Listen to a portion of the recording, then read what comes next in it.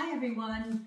I'm so glad you can join me today. So I thought today, this isn't really a class, let me just premise it by saying that. I thought what we would do today is have a 15-minute or so tutorial on press-ups. Press-ups are an amazing exercise, but they're quite intimidating. And if you've ever been to the gym and they've said, right, we're doing press-ups, and they're telling you go lower, go further, and you're really struggling, your arms are shaking, your wrist can't handle it, your shoulder mobility is just not there, and that upper body strength is just not getting you as low as you can go, but also coming back up from that position without feeling like you're going to collapse. It's really disheartening, it's really discouraging. So and we do press-ups a lot, so what I really thought would be useful is if we had a little press-up tutorial. I will tell you straight off the bat, what we are not doing in this tutorial is an actual full plank press up. All the exercises in this tutorial are there to help you to build up to being able to get to doing that full plank press up eventually. So these are all baby versions or introductory versions, foundational versions of press ups that we can do to get our shoulder strength, our arm strength, wrist strength, mobility in the shoulders, strengthen our chest and triceps and upper body, and our core and glutes better, so that actually we can work our way to progress to a full press up. And why is the full press up so important? Well, they're a brilliant exercise. As I've said, upper body strength, core strength, glute strength, mobility through your shoulders, your elbows and your wrist joints, really important. But also they're a great exercise for balance. So if you trip over and fall, often you catch yourself, and having that strength from falling from standing to then break your fall, and not in a press up, you're not going to jump up in an amazing press up and then go into burpees, but you break your fall. That strength comes from working on your press up and that upper body strength. So I really feel strongly about getting us from being unable to do a press up and hearing the words press up and feeling frightened to actually achieving a press up and becoming quite good at them. But we need to follow some steps to get there, and that's what we're going to do today. So what we're going to start with is a little bit of mobilization. And the mobilization is just to get your bodies warmed up. We're not going to go straight in. And we're going to start going on hands and knees. So hands and knees position, hands under shoulders, knees under hips. I'm just checking out the camera position. And you've got a little bit of bottom sticking out in your hands and knees position. I'll move slightly further back. So you're showing off what we call a neutral spine. I like to call it your natural spinal curves. Neutral doesn't mean much for most people. And just be aware of your elbow position here. You want them soft. You've got that little bit of bottom sticking out. And what we're going to do to start with is a cat.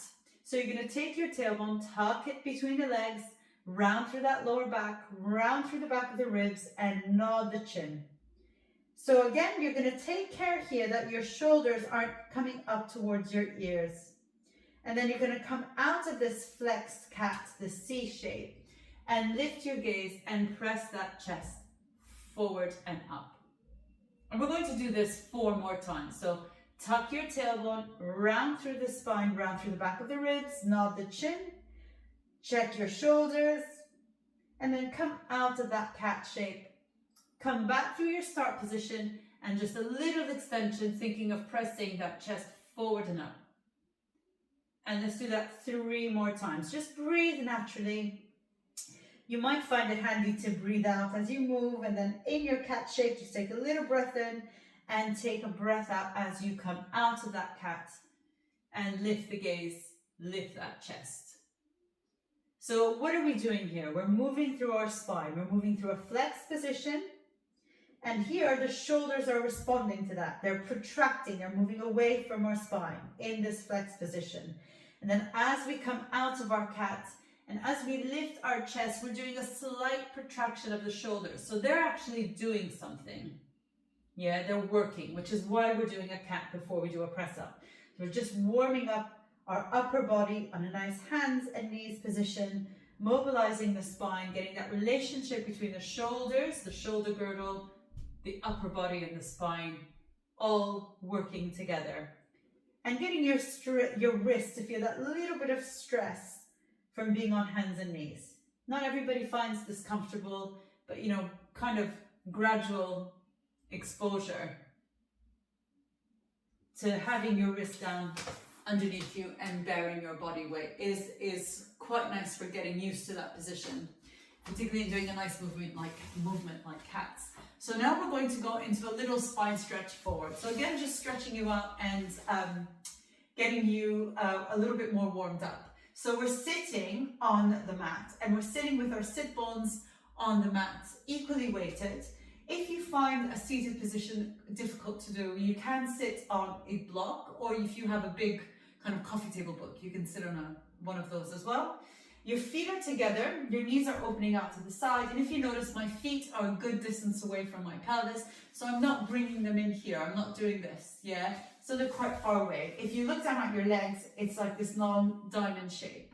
Hands are just resting on the tops of your shins, you're sitting in a lovely upright spine, and we're going to come out of that upright spine, we're going to nod the chin, flex through the back of the neck again, back of the rib cage, but only until the lower tips of the shoulder blades. And then from here, I want you to hinge your body forward. So you're bending at the hips, the arms are sliding down the legs. You're getting a little stretch for the back of your lower spine. And you may feel a bit of work happening in your legs as well. That depends on the person. For me, it's quite easy on the legs, but for others that might feel you're getting a little bit of a stretch through there as well. Then you lift back up, straighten your spine. We're only going to do 2 more of these. So nod the chin, flex through to that mid back, and then you bend the hips, slide the hands down towards your feet. Go to the point where you're comfortable. Don't force that stretch. Yeah, just feel, that point where you're not getting stuck. You're not pushing through that bit. And then lift back up, rebuild that spine. Let's do that one more time.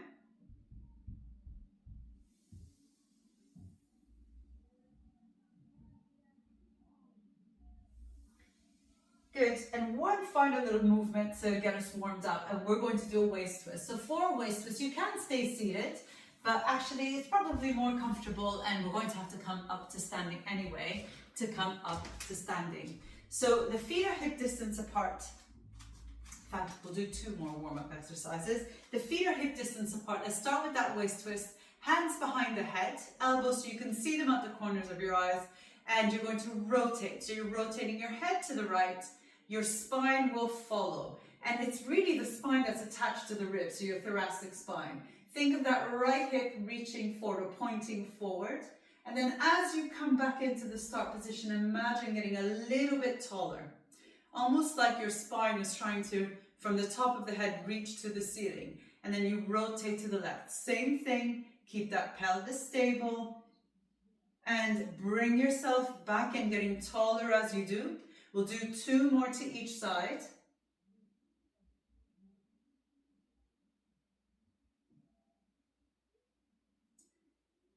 And it's not always easy to keep the pelvis still. Yeah, so if you feel it moves slightly, like if it moves a couple of millimeters, it's fine.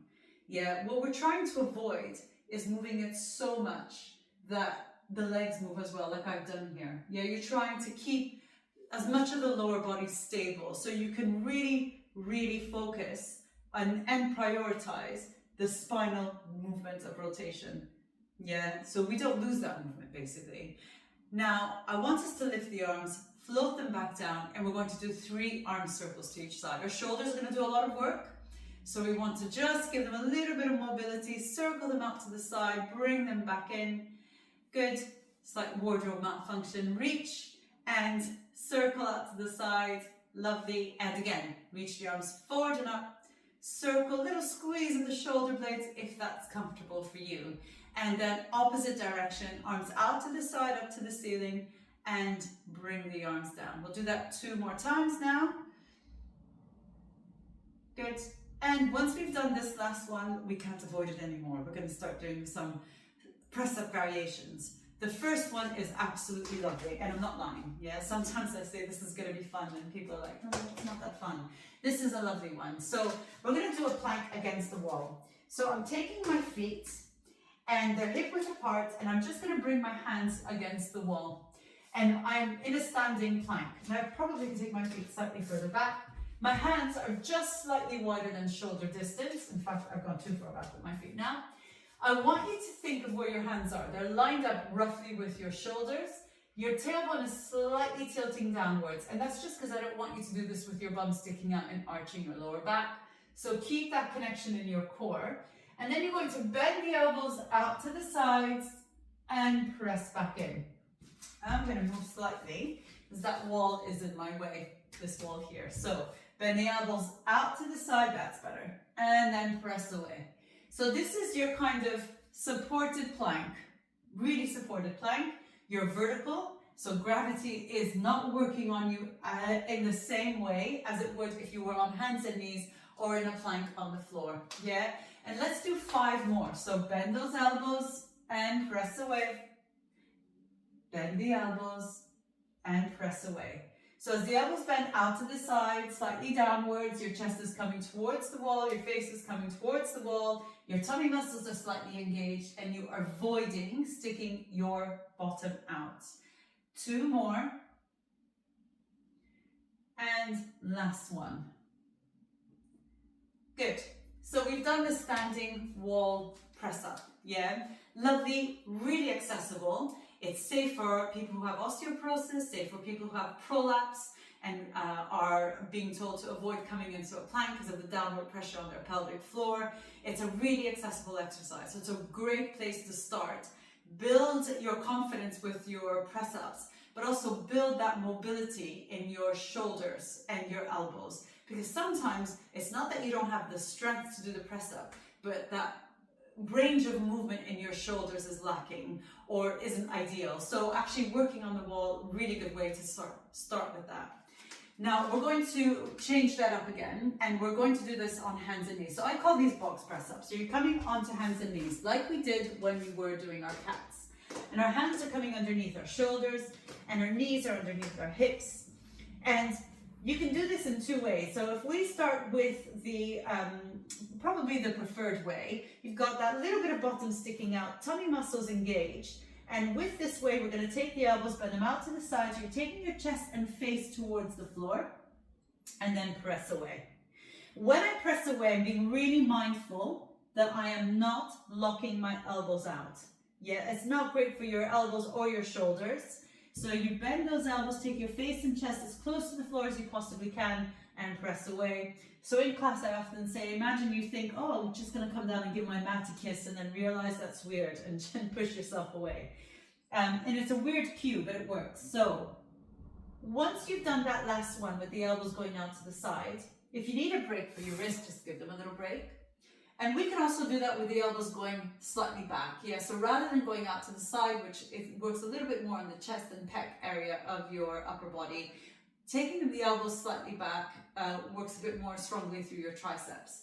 So you're still on hands and knees, and you're just going to take the elbows towards your knees. So as you bend, you are coming down towards the floor, and then you push away. Bend the elbows down towards the floor, but they're going behind you. So they're pointing towards your knees rather than out to the sides, towards the sides of the room. And we can do that 4 more times.